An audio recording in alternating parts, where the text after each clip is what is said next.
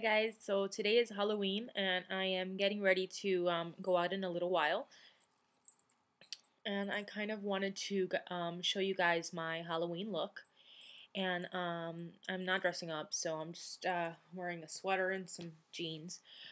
What I did do was I kind of picked up my hair like this a little bit, and right now it's gonna be loose. And I basically did a black shadow on the end and then some gray. Applied some false lashes and added a black liner also to the bottom of my eyelid and black to the waterline. I just applied a little bit of blush and some red lipstick with some black in the middle.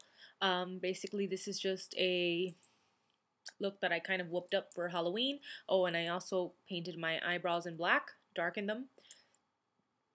Excuse me.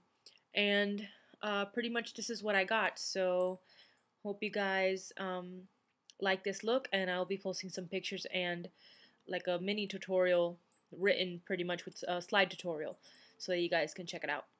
Well, see ya. Have a happy Halloween.